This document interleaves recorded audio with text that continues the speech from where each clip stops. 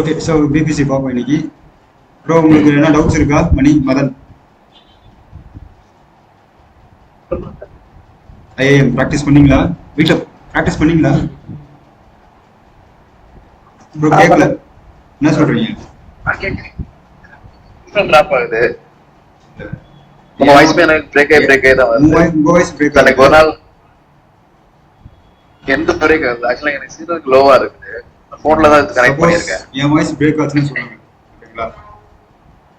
Okay okay. Recording இருக்கு, பிரச்சனை இல்லை, நான் பார்த்துக்கலாம். சரி, ஓகே. இல்ல என் சைடு தான் சிக்னல் ப்ராப்ளம். ஓகே, சரி, ஓகே. ஸோ இன்னைக்கு விபிசி என்னன்னு பார்ப்போம். விபிசி நான் இன்னைக்கு வந்து ஒரு நெட்வொர்க் டிஃபைன் பண்ண போறேன். அந்த நெட்வொர்க்கை டிஃபைன் பண்ணதை நாளைக்கு ஈஸி டூல யூஸ் பண்ணுவோம். அது ஃபர்ஸ்ட் விபிசினா Amazon virtual private cloud. VPN என்னது கேள்விப்பட்டிருக்கீங்க கண்டிப்பா. விபிஎன் நெட்வொர்க் எதுக்கு யூஸ் பண்ணுவோம்?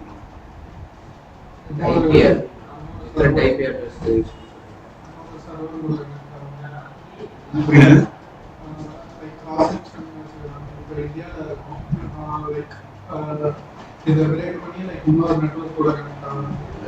விபிஎன்னா நம்மளோட இதை வந்து ட்ராக் பண்ண முடியாது. நம்ம எங்க இருக்குன்னு எதுல இருக்குன்னு தெரியல. இங்க எப்படின்னா அதே கான்செப்ட் தான். ஆனா நம்ம வந்து இது எதுக்கு யூஸ் பண்றோம்னா ஒரு வெப்சைட்டை போஸ்ட் பண்றதுக்கு யூஸ் பண்றோம். அந்த விபிஎனை யார் ப்ரொவைட் பண்றாங்கன்னா AWS. So virtual private cloud. நம்ம வந்து ஆன் ப்ரிமிசஸ்ல கிளவுட் நெட்வொர்க் எப்படி டிஃபைன் பண்றாங்க அந்த பேஜை நீங்க பார்த்துருந்தீங்க தெரியும். சப்நெட் தனியா கிரியேட் பண்ணுவாங்க, ரவுட் டேபிள் தனியா கிரியேட் பண்ணுவாங்க, அதை கொண்டு போயிட்டு ஒரு லினக்ஸ் கமாண்ட்ஸ்ல வச்சு இன்டெகிரேட் பண்ணுவாங்க. அது பெரிய ப்ராசஸ். இங்க பாத்தீங்கன்னா வித்தின் 5 நிமிஷத்துல ஒரு நெட்வொர்க் டிஃபைன் பண்ணுவாங்க. அது எப்படின்னு பாருங்க. So first virtual private cloud என்ன தெரிஞ்சுக்கணும். So Amazon virtual private cloud VPN கிடையாது, இது VPC. நெட்வொர்க் வேற, கிளவுட் நெட்வொர்க் வேற. இது வந்து கிளவுட் நெட்வொர்க். ஓகேங்களா? It's a service that allows its users to launch their virtual machines. Virtual machine னா அது ஐசோலேட் செப்பரேட் பண்றது. விர்ச்சுவல் மிஷின் என்னது? சர்வர் தான். பிசிக்கல் சர்வர் இருக்கு, விர்ச்சுவல் சர்வர் இருக்கு. மிஷின்னாலும் சர்வர்னாலும் ஒண்ணுதான், இன்ஸ்டன்ஸ்னாலும் ஒண்ணுதான். வேற என்ன இருக்கு? விர்ச்சுவலைசேஷன்னாலும் ஒண்ணுதான். ஸோ இங்க வந்து நம்ம சர்வர் வந்து இன்ஸ்டன்ஸ்னு சொல்றோம். இதுக்கப்புறம் நீங்க இன்ஸ்டன்ஸ் சொல்லிட்டே போடணும். சர்வர் வந்து காமன். இன்ஸ்டன்ஸ்ங்கிறது இதோட AWS-ஓட டெர்ம் பண்ணுது. இதுவே பாத்தீங்கன்னா ஆஷூர்ல போனீங்கன்னா அது மிஷின், விர்ச்சுவல் மிஷின். கூகுள் பண்ணா அவங்க ஒரு நேம் வச்சிருக்கோம்.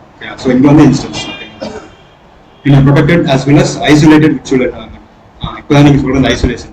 ஏன்னா நம்ம விர்ச்சுவல் மிஷின் எங்க இருக்க போறோம்? பிசிக்கல் சர்வர் வந்து இருக்குன்னா அதுல multiple number of virtual machines இருக்கும். அப்போ நம்பர் ஆஃப் விர்ச்சுவல் மிஷின்ஸ் இருக்கும்போது இன்டர்ஃபியரன்ஸ் ஆகிறதுக்கு சான்ஸ் இருக்கு. அதை தடுக்கிறதுக்கு isolator, which means hypervisor virtual environment defined by that. So you have an example, you have complete control over your VPC. Yes, நீங்க இப்போ create பண்றீங்கன்னா உங்க கண்ட்ரோல் தான் இந்த நெட்வொர்க்கே இருக்கும். நீங்க யார் அலோவ் பண்றீங்களோ அவங்க மட்டும் தான் ஆக்சஸ் பண்ண முடியும். நீங்க யாரை டினை பண்றீங்களோ அவங்களால வர முடியாது. ஓகேங்களா? இதுவே ஆன் ப்ரிமிசஸ்ல பாத்தீங்கன்னா பெரிய ப்ராசஸ். பர்டிகுலர் சிஸ்டமோட IP அட்ரஸை காப்பி பண்ணி பேஸ்ட் பண்ணி லினக்ஸ் அந்த CLL போட்டு பெரிய வேலை. ஸோ அதை வந்து இங்க வந்து ஒரு 2 ஸ்டெப்ல முடியுது.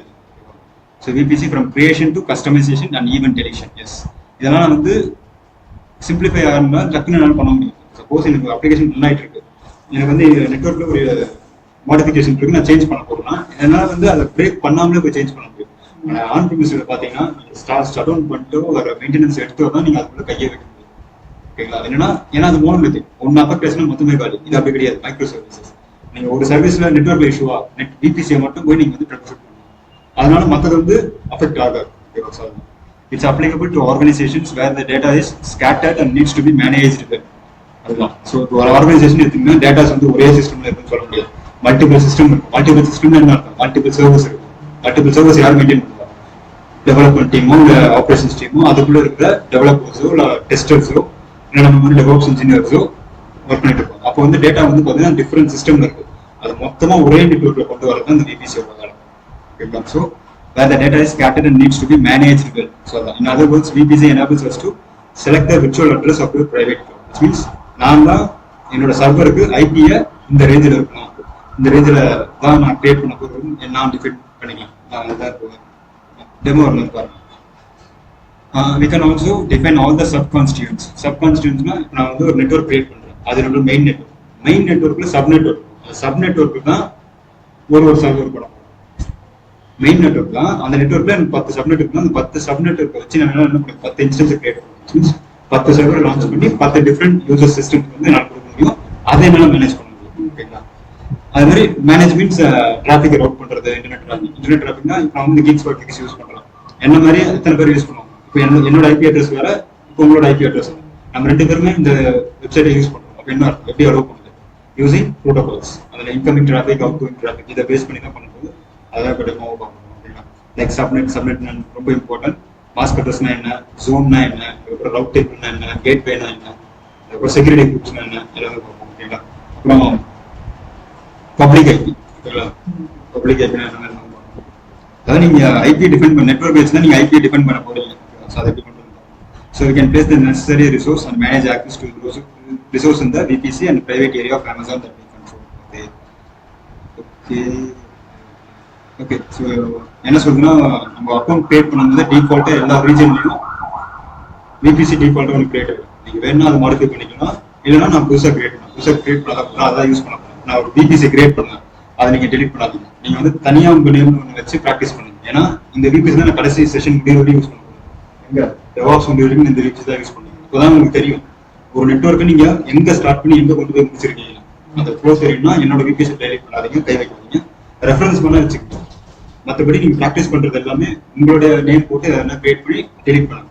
ஒரு பர்டிகுலர் டைம் வரைக்கும் நீங்க எல்லா சர்வீஸுமே கிரியேட் பண்ணிட்டு டெலிட் பண்ணுங்க. மறுபடியும் ஃபர்ஸ்ட் வந்து கிரியேட் பண்ணி டெலிட் பண்ணுங்க. நீங்க ப்ராக்டிஸ் ஆகிற வரைக்கும் பண்ணிட்டு ஒன்ஸ் உங்களுக்கு ஃபெமிலியர் ஆயிட்டீங்கன்னா அதுக்கப்புறம் ஸ்டார்ட் பண்ணிக்கலாம். ஓகேங்களா? ஸோ ஸ்டார்டிங்ல எப்படி சொல்றது, ரெஜிஸ்டர் ஆகிற வரைக்கும் எல்லாத்தையும் கிரியேட் பண்ணுங்க, டெலிட் பண்ணுங்க, மறுபடியும் மறுநாள் கிரியேட் பண்ணுங்க, மறுபடியும் டெலிட் பண்ணுங்க. இப்போ நான் இன்னைக்கு விபிசி எடுக்கிறேன், நீங்க போய் கிரியேட் பண்ணுவீங்க, டெலிட் பண்றேன், மறுபடியும் EC2 எடுப்பேன், EC2 நான் விபிசி தேவை, அப்போ மறுபடியும் விபிசி கிரியேட் பண்ணுங்க, EC2 சேர்த்து கிரியேட் பண்ணுங்க. அதே மாதிரி மறுநாள் இன்னொன்று ஆட் ஆகும் போது 3த்தையும் சேர்த்து கிரியேட் பண்ணுங்க. ஸோ அப்போ பார்த்தீங்கன்னா அந்த டைம் வந்து மேனேஜ் பண்றது ஃபர்ஸ்ட் நாள் நீங்க விபிசி கிரியேட் பண்றதுக்கும் 4th டே கிரியேட் பண்றதுக்கும் டிஃபரன்ஸ் இருக்கு. ஸோ அந்த டிஃபரன்ஸை கொண்டு வந்தீங்கன்னா நமக்கு. ஸோ